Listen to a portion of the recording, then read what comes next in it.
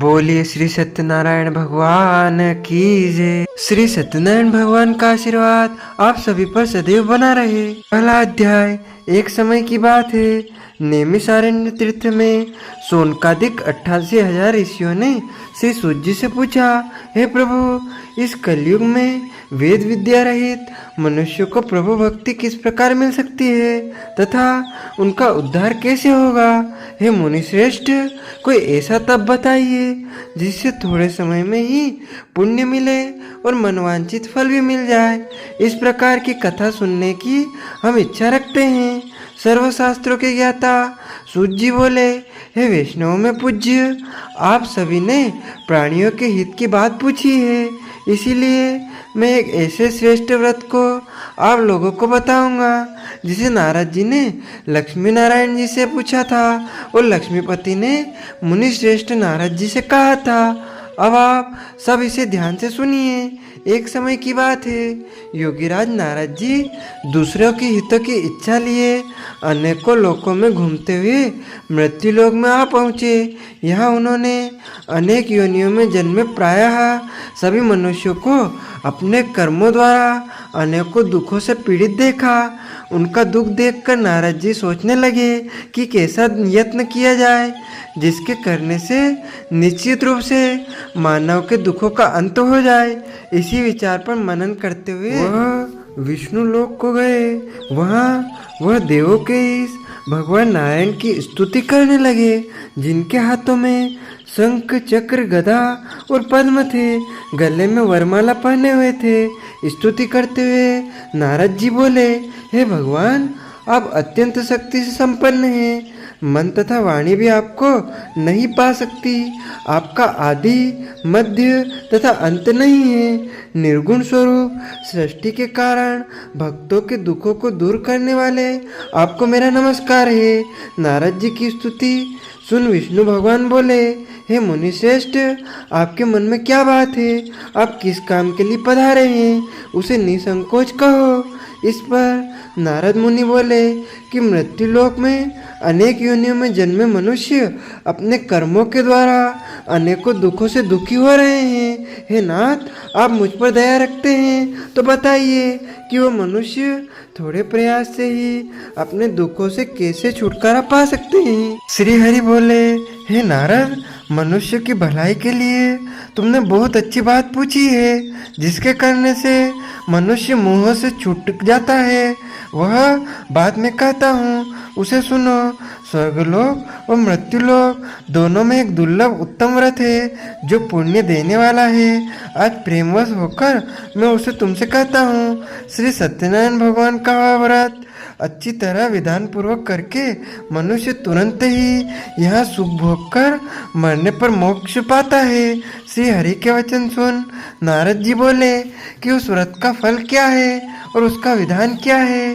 यह व्रत किसने किया था, इस व्रत को किस दिन करना चाहिए, सभी कुछ विस्तार से बताएं। नारद की बात सुनकर भगवान श्री हरि बोले, दुख व शोक को दूर करने वाला यह व्रत सभी स्थानों पर विजय दिलाने वाला है। मानव को भक्ति व श्रद्धा के साथ शाम को श्री सत्यनारायण भगवान की पूजा धर्म परायण होकर ब्राह्मणों व बंधुओं को साथ करनी चाहिए। भक्ति भाव से ही नैवेद्य, केले का फल, घी, दूध और गेहूं का आटा सवाया ले। गेहूं के स्थान पर साटी का आटा, शक्कर तथा गुड़ लेकर वह सभी भक्षण योग्य पदार्थों को मिलाकर भगवान को भोग लगाएं। ब्राह्मणों सहित बंधु बांधवों को भी भोजन कराएं। उसके बाद स्वयं भोजन करें। भजन कीर्तन के साथ भगवान की भक्ति में लीन हो जाएं। इस तरह से सत्यनारायण भगवान का यह व्रत करने पर मनुष्य की सारी इच्छाएं निश्चित रूप से पूरी होती है। इस कली काल अर्थात कलयुग में मृत्यु लोक में मोक्ष का यही एक सरल उपाय बताया गया है। इति श्री सत्यनारायण भगवान व्रत कथा प्रथम अध्याय संपूर्ण। बोलिए श्री सत्यनारायण भगवान की जय। दूसरा अध्याय। सूत जी बोले, हे ऋषियों, जिसने पहले समय में इस व्रत को किया था उसका इतिहास कहता हूँ, ध्यान से सुनो। सुंदर काशीपुरी नगरी में एक अत्यंत निर्धन ब्राह्मण रहता था। भूख प्यास से परेशान वह धरती पर घूमता रहता था। ब्राह्मणों से प्रेम करने वाले भगवान ने एक दिन ब्राह्मण का वेश धारण कर उसके पास जाकर पूछा, हे विप्र, नित्य दुखी होकर तुम पृथ्वी पर क्यों घूमते हो? दीन ब्राह्मण बोला, मैं निर्धन ब्राह्मण हूँ, भिक्षा के लिए धरती पर घूमता हूँ। हे भगवान, यदि आप इसका कोई उपाय जानते हो तो बताइए। वृद्ध ब्राह्मण कहता है कि सत्यनारायण भगवान मनोवांछित फल देने वाले हैं, इसीलिए तुम उनका पूजन करो। इसे करने से मनुष्य सभी दुखों से मुक्त हो जाता है। वृद्ध ब्राह्मण बनकर आए सत्यनारायण भगवान उस निर्धन ब्राह्मण को व्रत का सारा विधान बताकर अंतर्ध्यान हो गए। ब्राह्मण मन ही मन सोचने लगा कि जिस व्रत को वृद्ध ब्राह्मण करने को कहा गया है मैं उसे जरूर करूँगा। यह निश्चय करने के बाद उसे रात में नींद नहीं आई। वह सवेरे उठकर सत्यनारायण भगवान के व्रत का निश्चय कर भिक्षा के लिए चला गया। उस दिन निर्धन ब्राह्मण को भिक्षा में बहुत धन मिला, जिससे उसने बंधु बांधवों के साथ मिलकर श्री सत्यनारायण भगवान का व्रत संपन्न किया। भगवान सत्यनारायण का व्रत संपन्न करने के बाद वह निर्धन ब्राह्मण सभी दुखों से छूट गया और अनेक प्रकार की संपत्तियों से युक्त हो गया। उसी समय से यह ब्राह्मण हर माह इस व्रत को करने लगा। इस तरह से सत्यनारायण भगवान के व्रत को जो मनुष्य करेगा वह सभी प्रकार के पापों से छूटकर मोक्ष को प्राप्त होगा। जो मनुष्य इस व्रत को करेगा वह सभी दुखों से मुक्त हो जाएगा। सूत जी बोले कि इसी तरह से नारद जी से नारायण जी का कहा हुआ श्री सत्यनारायण व्रत को मैंने तुमसे कहा। हे विप्रो, मैं अब और क्या कहूँ? ऋषि बोले, हे मुनिवर, संसार में उस विप्र से सुनकर और किस किस ने इस व्रत को किया, हम सब इस बात को सुनना चाहते हैं। इसके लिए हमारे मन में श्रद्धा का भाव है। सूत जी बोले, हे मुनियों, जिसने इस व्रत को किया है वह सब सुनो। एक समय वही विप्र धन व ऐश्वर्य के अनुसार अपने बंधु बांधवों के साथ इस व्रत को करने को तैयार हुआ। उसी समय एक लकड़ी बेचने वाला बूढ़ा आदमी आया और लकड़ियाँ बाहर रखकर अंदर ब्राह्मण के घर में गया। प्यास से दुखी वह लकड़ाहारा उनको व्रत करते देख विप्र को नमस्कार कर पूछने लगा कि आप यह क्या कर रहे हैं तथा इसे करने से क्या फल मिलेगा, कृपया मुझे भी बताएं। ब्राह्मण ने कहा कि सब मनोकामनाओं को पूरा करने वाला यह सत्यनारायण भगवान का व्रत है। इनकी कृपा से ही मेरे घर में धन धान्य आदि की वृद्धि हुई है। विप्र से सत्यनारायण व्रत के बारे में जानकर लकड़ाहारा बहुत प्रसन्न हुआ। चरणामृत लेकर वह प्रसाद खाने के लिए वह अपने घर गया। लकड़हारे ने अपने मन में संकल्प किया कि आज लकड़ी बेचने से जो धन मिलेगा उसी से श्री सत्यनारायण भगवान का उत्तम व्रत करूंगा। मन में इस विचार को ले बूढ़ा आदमी सिर पर लकड़ियां रखकर उस नगर में बेचने गया जहाँ धनी लोग ज्यादा रहते थे। उस नगर में उसे अपनी लकड़ियों का दाम पहले से 4 गुना अधिक मिलता है। बूढ़ा प्रसन्नता के साथ लकड़ियां बेचकर दाम लेकर यानी पैसे लेकर केले, शक्कर, घी, दूध, दही और गेहूं का आटा ले और सत्यनारायण भगवान के व्रत की अन्य सामग्रियां लेकर अपने घर गया। वहां उसने अपने बंधु बांधवों को बुलाकर विधि विधान से सत्यनारायण भगवान का पूजन और व्रत किया।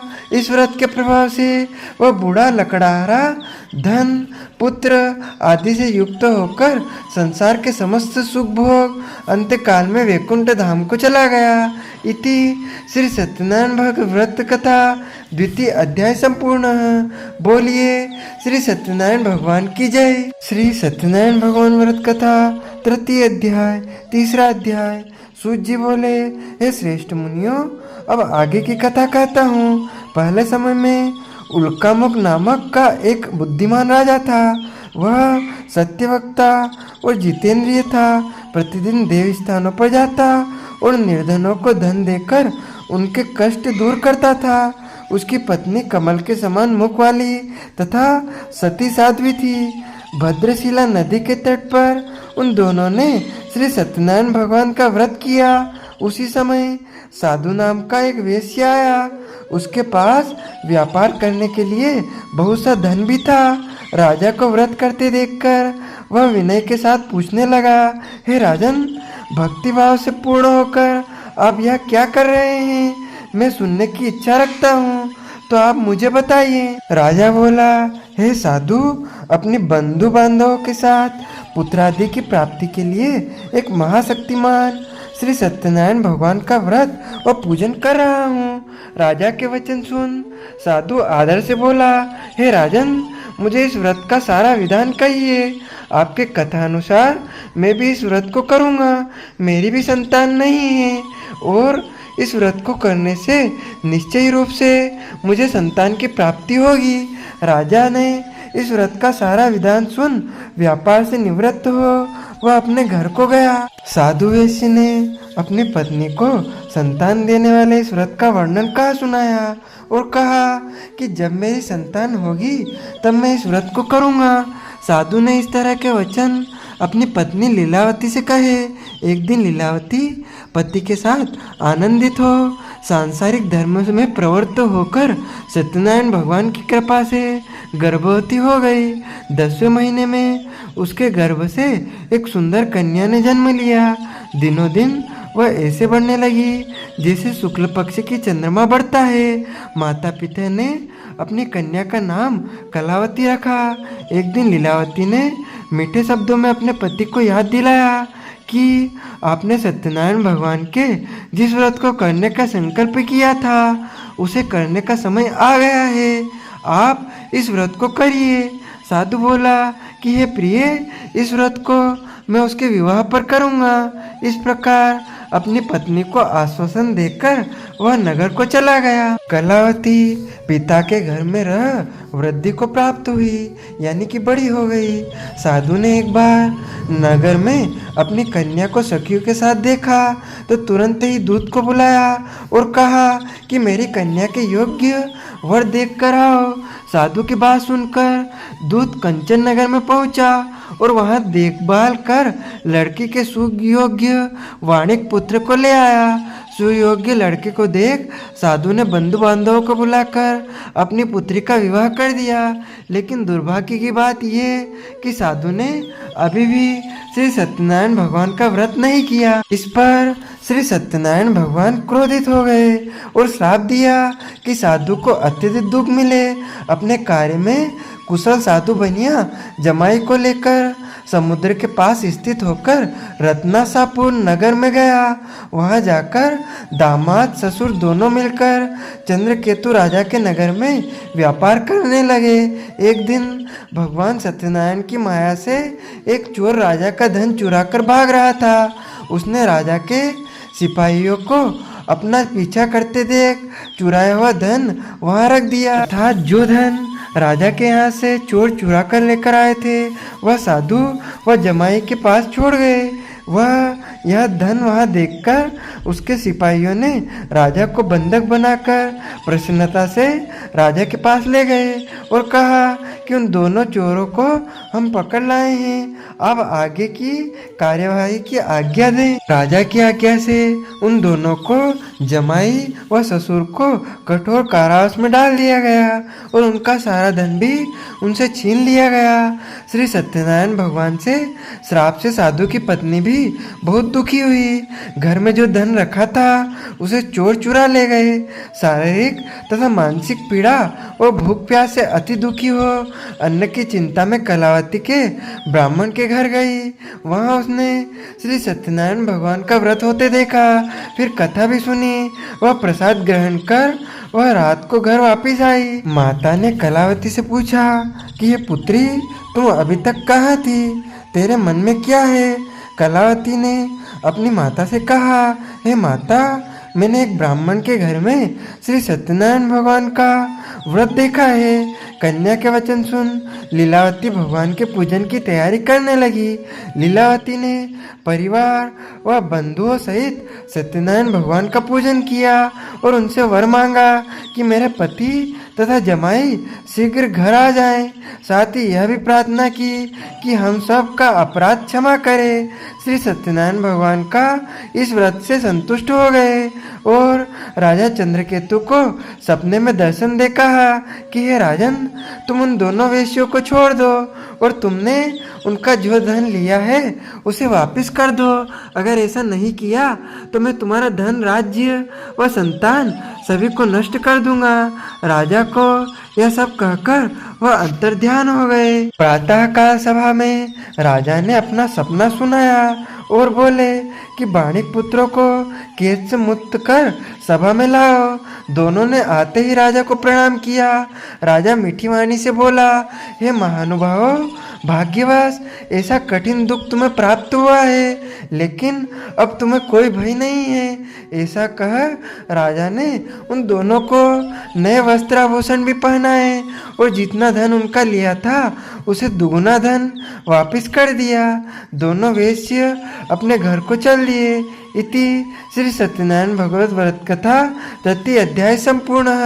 बोलिए श्री सत्यनारायण भगवान की जय। श्री सत्यनारायण भगवान व्रत कथा चतुर्थ अध्याय चौथा अध्याय। सूत जी बोले, वेश्य ने मंगलाचार कर अपनी यात्रा आरंभ की और अपने नगर की ओर चल दिए। उनके थोड़ी दूर जाने पर एक दंडी वेशधारी सत्यनारायण भगवान के वेश में उनके पास आए और उनसे पूछा, हे साधु, तेरी नाव में क्या है? अभिवाणी यानी कि क्रोध में होकर वाणिक हंसता हुआ बोला, हे दंडी, आप क्यों पूछते हो? क्या धन लेने की इच्छा है? मेरी नाव में तो बेल व पत्ते भरे हुए हैं। वेश्य के कठोर वचन सुन भगवान बोले, तुम्हारा वचन सत्य हो। दंडी ऐसे वचन कहा वहाँ से दूर चले गए। कुछ दूर जाकर समुद्र के किनारे बैठ गए। दंडी के जाने के बाद साधु वेश्य ने नित्य क्रिया के पश्चात नाव को ऊंची उठते देखकर अचंभा माना और नाव में बेल पत्ते आदि देख वह मूर्छित हो जमीन पर गिर पड़ा। मूर्छा खुलने पर वह अत्यंत शोक में डूब गया। तब उसका दामाद बोला कि आप शोक न मनाएं, यह दंडी का शाप है, इसीलिए हमें उनकी शरण में जाना चाहिए, तभी हमारी मनोकामना पूरी होगी। दामाद की बात सुनकर वह दंडी के पास पहुंचा और अत्यंत भक्तिभाव नमस्कार करके बोला, मैंने आपसे जो जो असत्य वचन कहे थे उनके लिए मुझे क्षमा दे। ऐसा कहकर महान शोकातुर हो रोने लगा। तब दंडी भगवान बोले, हे वाणिक पुत्र, मेरी आज्ञा से बार बार तुम्हें दुख प्राप्त हुआ है, तुम मेरी पूजा से विमुख हुए।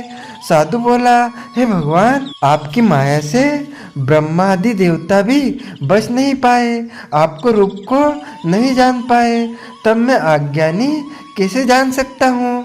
आप प्रसन्न होइए।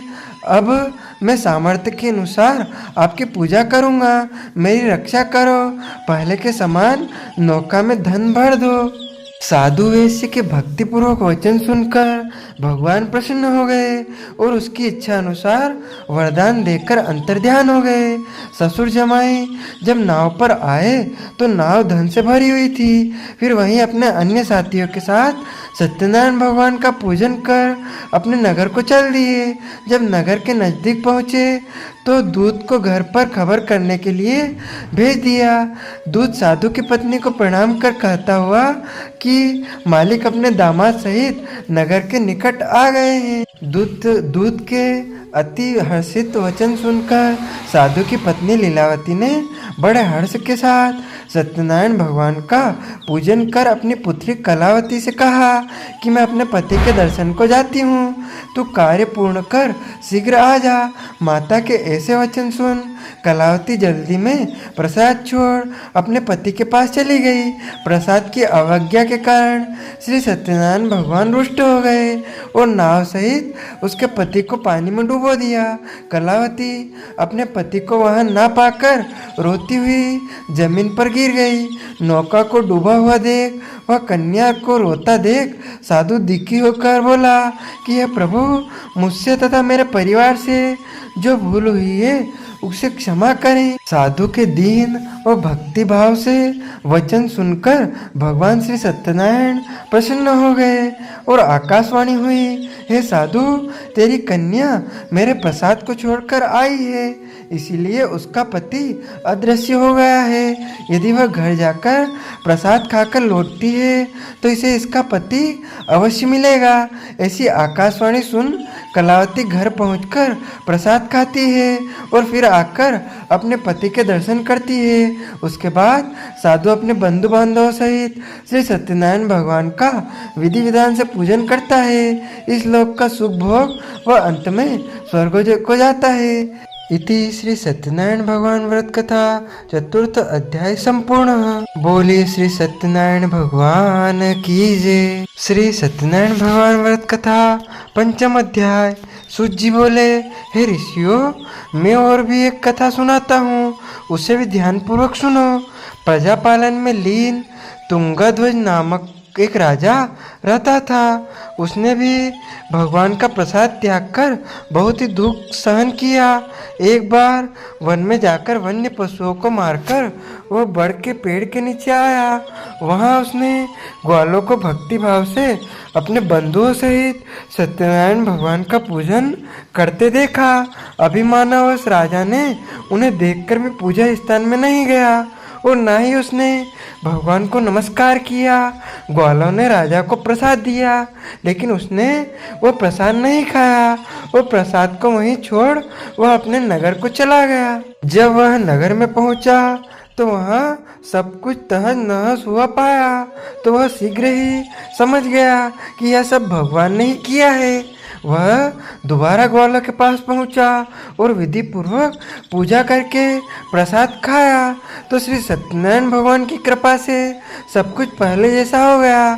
दीर्घ काल तक सुख भोगने के बाद मरणोपरांत उसे स्वर्ग की प्राप्ति हुई।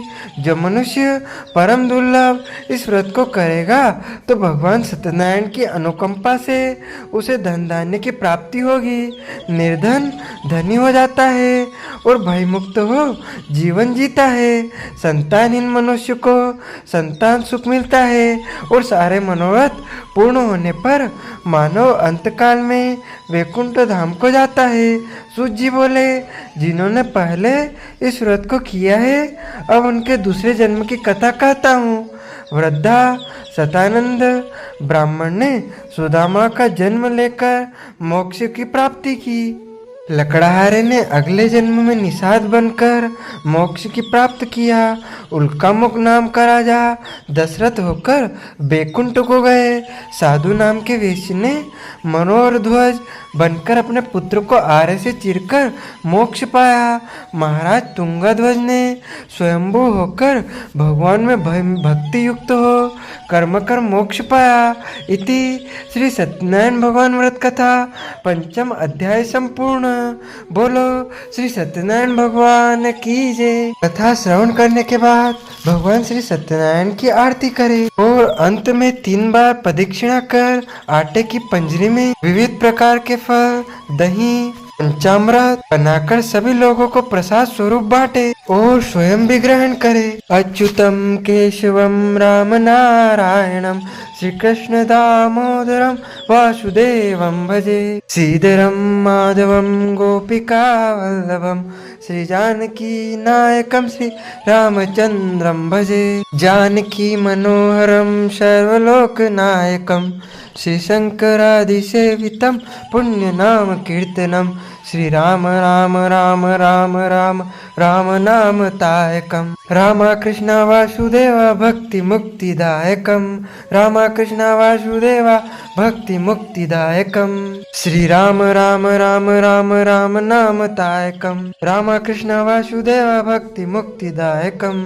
हरे राम राम राम हरे हरे, हरे कृष्णा कृष्णा कृष्णा कृष्ण कृष्ण हरे हरे। बोलिए श्री सत्यनारायण भगवान भगवान की जय। तो मित्रों, हमारे इस ज्ञानवर्धक वीडियो को अब अधिक से अधिक शेयर कीजिएगा, लाइक कीजिएगा, कमेंट कीजिएगा तथा अभी तक आपने सब्सक्राइब नहीं किया है तो इसी प्रकार कथा सुनने के लिए हमारे चैनल को सब्सक्राइब कर बेल आइकन ऑन अवश्य कर लीजिएगा। आप सभी को सादर जय श्री कृष्ण।